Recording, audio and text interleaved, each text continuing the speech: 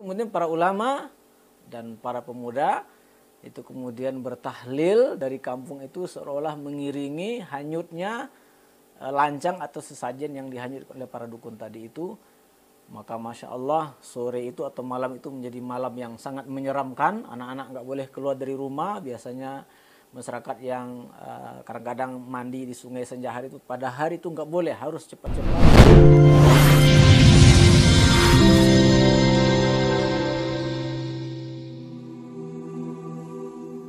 Assalamualaikum warahmatullahi wabarakatuh. Alhamdulillahirabbil alamin. Wassalatu wassalamu ala asyrafil anbiya'i wal mursalin wa ala alihi wa sahbihi ajma'in wa ba'du. Sahabat-sahabat seiman yang dimuliakan Allah Subhanahu wa taala, kita bertemu kembali dalam channel John Pamil Official, channel yang bersih konten-konten kajian akidah. Sahabat-sahabat seiman yang berbahagia, pada kali ini kita akan membahas tentang tinjauan akidah Islam terhadap sebuah ritual yang biasanya dilakukan oleh masyarakat Kuantan Singingi, daerah saya sendiri, yaitu ritual maubek kampung atau ritual mengobati kampung. Biasanya kalau di kampung-kampung di daerah Kuansing itu terjadi umpamanya banyak orang yang kena sakit, banyak bencana, apalagi seperti sekarang ini corona, maka tokoh-tokoh masyarakat itu berkumpul, bermusyawarah untuk bagaimana keluar dari masalah ini. Salah satunya adalah dengan cara mengobati kampung. Nah, apa hakikat mengobati kampung ini? Dan kenapa kita perlu memberikan tinjauan akidah Islam?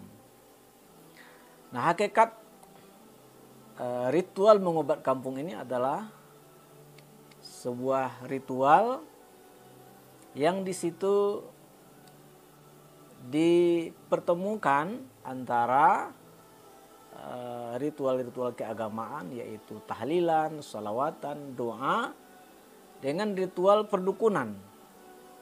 Jadi yang terlibat dalam ritual ini adalah para ulama, para ustadz, dengan para dukun. Bagaimana prosesnya? Biasanya dilakukan di senja hari setelah habis sholat maghrib. Dua kelompok ini yaitu para ulama, para ustadz, dan kaum laki-laki, terutama anak-anak muda, itu berkumpul di hulu kampung, di jalan. Kemudian di samping itu para dukun, beberapa orang dukun, itu kemudian berkumpul juga di hulu kampung tetapi di pinggir sungai, di pinggir pantai. Nah, apa yang dilakukan oleh para dukun di pinggir pantai ini? Mereka melakukan ritual, membaca mantra-mantra, memanggil roh-roh yang katanya dari rimba, kukuk, umpamanya dan segala macamnya. Lalu mereka kemudian menghanyutkan sesajen, yang sesajen itu bahasa kampungnya adalah lancang. Lancang itu adalah sejenis perahu mini yang terbuat dari batang pisang yang dirakit dengan bambu. Isinya adalah sesajen. Di sana ada lilin yang terbuat dari sarang lebah, ada telur ayam, ada beras, ada rokok, menyan dan segala macamnya. Jadi hakikatnya adalah sesajen yang dihanyutkan ke sungai. Nah, seiring dengan itu kemudian para ulama dan para pemuda itu kemudian bertahlil dari kampung itu seolah-olah mengiringi hanyutnya lancang atau sesajen yang dihanyutkan oleh para dukun tadi itu. Maka Masya Allah sore itu atau malam itu menjadi malam yang sangat menyeramkan. Anak-anak nggak boleh keluar dari rumah. Biasanya masyarakat yang kadang-kadang mandi di sungai Senjahar itu pada hari itu nggak boleh, harus cepat-cepat pulang dari sungai itu. Jadi malam yang sangat mencekam. Terdengarlah kemudian bunyi suara para ustadz, kaum laki-laki dan para pemuda bertahlil, sahut bersahut di jalan sepanjang kampung itu. Nah, sementara di sungai ini lancang atau sesenda itu dihanyutkan. Lalu kemudian mereka, dua kelompok ini, dukun, para ustadz dan masyarakat laki-laki dan pemuda itu bertemu lagi nanti di hilir kampung di pinggir sungai. untuk menutup ritualnya dengan doa. Nah, hadirin berbahagia, tujuannya apa? Agar Tuhan yang Maha Kuasa kemudian menghilangkan wabah penyakit atau bencana-bencana yang menimpa masyarakat di perkampungan tersebut. Nah, ini perlu sekali kita tinjau karena ini adalah sangat terkait dengan masalah keimanan, masalah akidah, iman, tauhid adalah karunia Allah terbesar yang kita miliki, di mana kita harus menjaga kemurniannya. Allazina amanu wa lam yalbisu imanahum bizulmin ulaika lahumul amnu wa hum muhtadun. Orang yang beriman dan tidak mencampur keimanannya dengan kesyirikan, mereka lah yang berhak mendapatkan rasa aman di dunia dari murka Allah, ya, aman di akhirat dari neraka Allah, dan mereka lah orang-orang yang betul-betul mendapat petunjuk. Jadi orang yang betul-betul mendapat petunjuk adalah orang yang betul-betul menjaga kemurnian akidahnya. Nah, mari kita tinjau beberapa hal, ya, ritual mengobat kampung ini. Yang pertama, dalam keyakinan agama kita, bahwa penyakit itu hakikatnya adalah datang dari Allah, ya. Fa iza maridtu fa huwa yashfin, kata Sayyiduna Ibrahim alaihissalam di dalam Al-Quran, kalau saya sakit maka Allah lah yang menyembuhkan, karena penyakit itu hakikatnya datang dari Allah Subhanahu wa taala. Maka tentu, ya, kalau memang kita minta supaya penyakit itu dihilangkan, kita minta kepada yang mendatangkan penyakit, yaitu Allah Subhanahu wa taala. Allah lah yang maha mengobati, menyembuhkan. Maka Allah itu adalah Asy-Syafi, yang maha penyembuhan. Nah, masalahnya Allah Subhanahu wa taala untuk menyembuhkan, menghilangkan penyakit, menghilangkan bencana, itu dia tidak butuh syarik, tidak butuh sekutu. Ya, tidak butuh sekutu. Allah yatasarrafu fil kaun bimunfaridi. Allah mengelola alam ini, mematikan orang, menghidupkan orang, memberi rezeki kepada orang, mendatangkan penyakit dan segalanya itu Allah kemudian tidak membutuhkan sekutu. Jadi kita harus murni meminta kepada Allah Subhanahu wa taala. Pertanyaannya, kalau ini memang mintanya kepada Allah, Tuhan yang Maha Kuasa, lalu kemudian kenapa diikut sertakan para dukun yang membaca mantra-mantra yang memanggil roh-roh, ya? Lalu kenapa kemudian ada sesaji yang isinya telur, yang isinya beras kuning, yang isinya lilin dan segala macam itu dihanyutkan? Allah Subhanahu wa taala tidak butuh itu semua. Allah tidak butuh sesajen yang ada di dalam lancang atau sampan mini yang dihanyutkan di sungai itu. Nah, disinilah masalahnya. Ya, berarti ini adalah sebuah kesyirikan yang sangat nyata, yaitu seseorang melakukan ritual berdoa kepada Allah, tapi juga diikutkan permohonan itu kepada yang lain, ya, kepada dalam tanda petik roh-roh yang dianggap yang akan datang dari rima dan seterusnya. Nah, ingat Allah SWT berfirman dalam hadis kursi riwayat Imam Muslim dan Imam Ibnu Majah dari Abu Hurairah, Nabi SAW bersabda, "Ana aghna syuraka 'ani syirki." Saya, kata Allah, adalah zat yang sangat tidak membutuhkan sekutu. Tidak butuh sekutu Allah Subhanahu wa taala untuk menghilangkan penyakit, untuk menyembuhkan seseorang, untuk menghilangkan bencana dari sebuah daerah. Ana aghna syuraka 'ani syirki. Man 'amila 'amalan. Siapa yang melakukan sebuah perbuatan, sebuah amal, ya, asyraka ma'i ghairi, tetapi di dalam amal itu dia mensyarikatkan aku dengan yang lainku. Nah, seperti dalam ritual ini ada doa, ya, minta kepada Allah, tetapi kemudian disyarikatkan Allah dengan roh-roh, dengan syaitan, dengan jin. Ya, barang siapa yang melakukan sebuah perbuatan, ya, seperti doa, apalagi doanya adalah mukhul ibadah, otaknya ibadah, asasul ibadah, pondasinya ibadah. Luar biasa doa ini.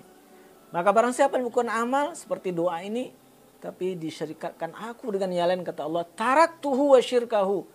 Saya akan tinggalkan orang yang berdoa itu, orang yang beramal itu dengan syirikatnya. Maka jadilah sebenarnya acara seperti ini, doanya itu untuk yang kepada Allah tertolak, maka murnilah kemudian doanya itu, permohonan itu, permintaan itu kepada jin yang dianggap datang dari rimba itu. Masya Allah, alangkah berbahayanya perbuatan ini. Dan selama ini saya secara pribadi ya belum mendengarkan para ulama, para syekh, ya, para ustadz menjelaskan ini kepada masyarakat, ya, sehingga ritual yang berbahaya seperti ini tetap kemudian berlaku, dilaksanakan setiap tahunnya untuk momen-momen tertentu. Nah, lalu kemudian persoalan berikutnya adalah ternyata